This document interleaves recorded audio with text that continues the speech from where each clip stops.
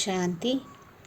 ವರಮಹಾಲಕ್ಷ್ಮಿ ಹಬ್ಬದ ಭಟ್ಟಿಯ ಅಂತಿಮ ಚರಣಕ್ಕೆ ನಾವು ಬಂದು ತಲುಪಿದ್ದೇವೆ.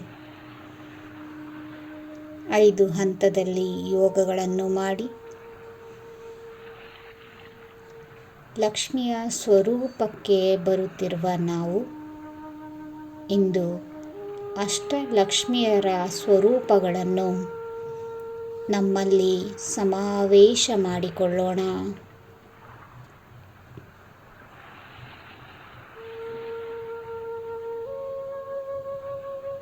ಮೊದಲನೆಯದಾಗಿ ಆದಿಲಕ್ಷ್ಮಿ.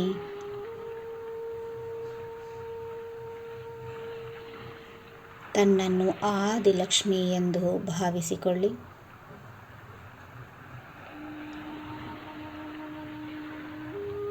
ಆದಿಲಕ್ಷ್ಮಿಯ ಗುಣದಂತೆ ನಾನು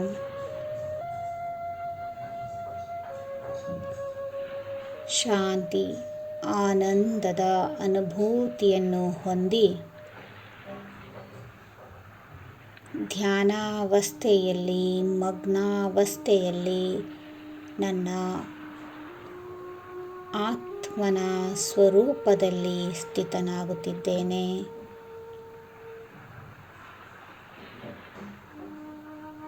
ಆದಿಲಕ್ಷ್ಮಿ ಎಂದರೆ ಮಗ್ನಾವಸ್ಥೆಯಲ್ಲಿ ತನ್ನ ಮೂಲವಾದ ಆತ್ಮನ ಸ್ವರೂಪಕ್ಕೆ ಬರುವುದು.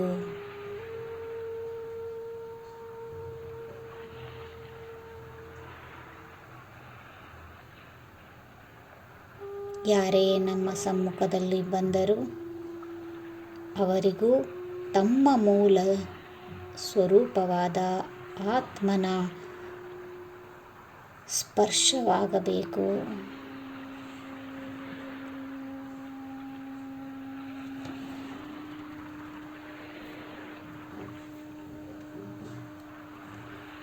ಎರಡನೆಯದಾಗಿ ಧನಲಕ್ಷ್ಮಿ.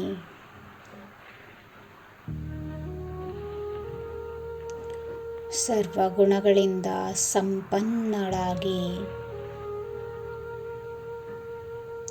ಸರ್ವ ಖಜಾನೆಗಳಿಂದ ಸಂಪನ್ನಳಾಗಿ ನಾನು ಧನಲಕ್ಷ್ಮಿಯಾಗಿದ್ದೇನೆ. ಆತ್ಮ ಸರ್ವ ಖಜಾನೆಗಳ ಸಂಪನ್ನ ಧನಲಕ್ಷ್ಮಿಯಾಗಿದೆ.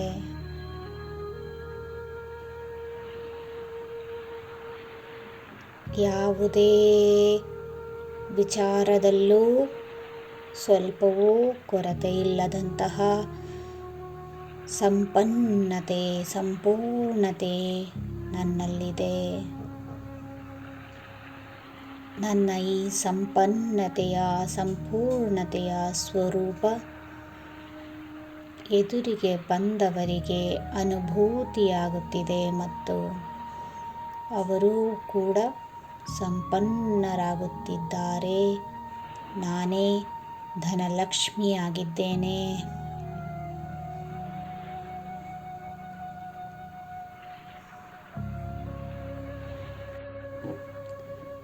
ಮೂರನೆಯದಾಗಿ ಧಾನ್ಯಲಕ್ಷ್ಮಿ. ಸರ್ವರ ಜೀವನ ನಿರ್ವಹಣೆಗಾಗಿ ಬೇಕಾಗಿರುವಂತಹ ಧಾನ್ಯವನ್ನು ಸರಿಯಾದ ಸಮಯದಲ್ಲಿ ಒದಗಿಸುವಂತಹ ಲಕ್ಷ್ಮಿ ನಾನಾಗಿದ್ದೇನೆ. ಹಾಗೂ ಸರ್ವ ಆತ್ಮರ ಸರ್ವ ರೀತಿಯ ಪಾಲನೆಗೆ ರೂವಾರಿ ನಾನಾಗಿದ್ದೇನೆ. ನಾನೇ ಧಾನ್ಯಲಕ್ಷ್ಮಿಯಾಗಿದ್ದೇನೆ.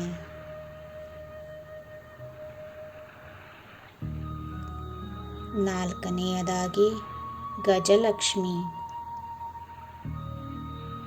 ಅಥವಾ ಸೌಭಾಗ್ಯಲಕ್ಷ್ಮಿ. ಗಜ ಎಂದರೆ ಆನೆ. ಆನೆಯು ಸೌಭಾಗ್ಯದ ಮತ್ತು ಗಂಭೀರತೆಯ ಪ್ರತೀಕವಾಗಿದೆ.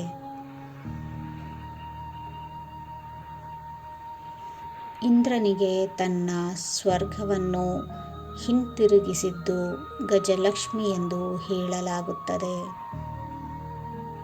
ಅದೇ ರೀತಿ ಪ್ರತಿಯೊಬ್ಬರಿಗೂ ಸೌಭಾಗ್ಯವನ್ನು ಕೊಡಿಸುವಂತಹ, ಸ್ವರ್ಗವನ್ನು ಕೊಡಿಸುವಂತಹ ಮತ್ತು ರಾಜಗಾಂಭೀರ್ಯವನ್ನು ಕೊಡಿಸುವಂತಹ ಗಜಲಕ್ಷ್ಮಿ ನಾನಾಗಿದ್ದೇನೆ.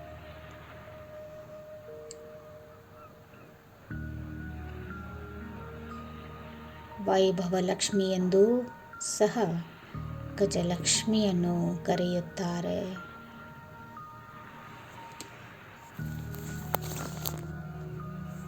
ಐದನೆಯದಾಗಿ ಸಂತಾನಲಕ್ಷ್ಮಿ.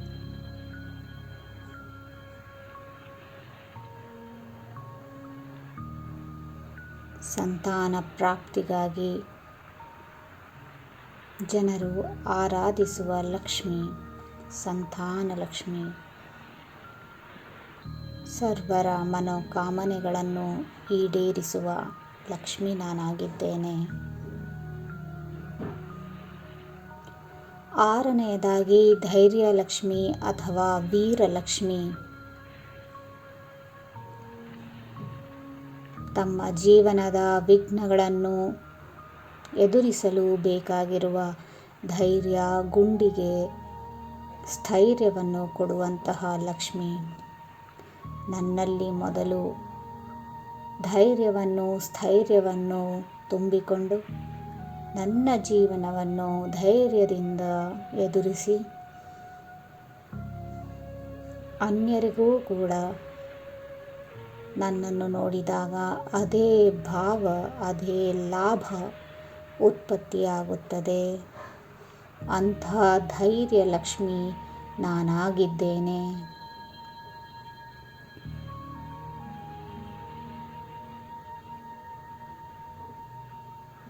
ಏಳನೆಯದಾಗಿ ವಿಜಯಲಕ್ಷ್ಮಿ.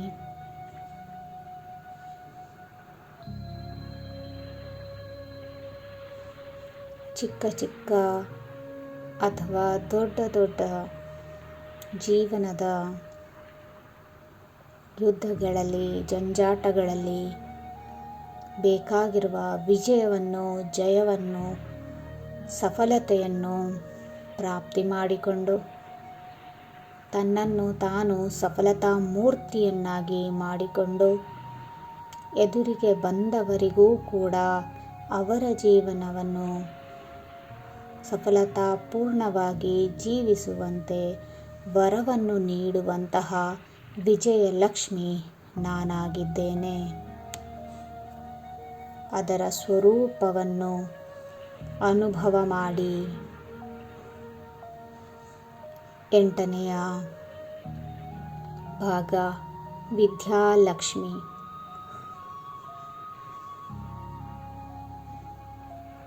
ಜ್ಞಾನವನ್ನು ಓದಿಕೊಂಡು, ಧಾರಣೆ ಮಾಡಿಕೊಂಡು, ಅಭ್ಯಾಸ ಮಾಡಿಕೊಂಡು ತನ್ನ ಹಾಗೂ ಅನ್ಯರ ಜೀವನದ ಎಲ್ಲ ವಿಘ್ನಗಳನ್ನು ಸರಿಯಾದ ಜ್ಞಾನ ರತ್ನಗಳಿಂದ ವಿನಾಶ ಮಾಡುವಂತಹ ವಿದ್ಯಾಲಕ್ಷ್ಮಿ ನಾನಾಗಿದ್ದೇನೆ. ಜ್ಞಾನದ ರತ್ನಗಳು ಸರಿಯಾದ ಸಮಯಕ್ಕೆ ನನಗೆ ಉಪಯೋಗಕ್ಕೆ ಬರುತ್ತಿವೆ.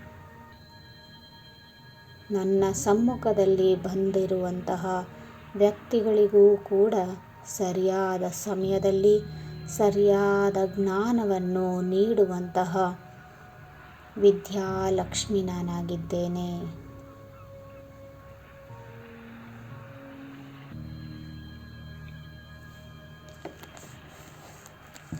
ಮತ್ತೊಮ್ಮೆ ತನ್ನ ಸ್ವರೂಪವನ್ನು, ಅಷ್ಟಲಕ್ಷ್ಮಿಯರನ್ನು ನೋಡಿಕೊಳ್ಳೋಣ.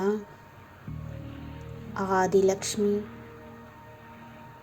ಧನಲಕ್ಷ್ಮಿ, ಧಾನ್ಯಲಕ್ಷ್ಮಿ, ಗಜಲಕ್ಷ್ಮಿ, ಸಂತಾನಲಕ್ಷ್ಮಿ, ಧೈರ್ಯಲಕ್ಷ್ಮಿ, ವಿಜಯಲಕ್ಷ್ಮಿ ಮತ್ತು ವಿದ್ಯಾಲಕ್ಷ್ಮಿ ನಾನೇ ಆಗಿದ್ದೇನೆ.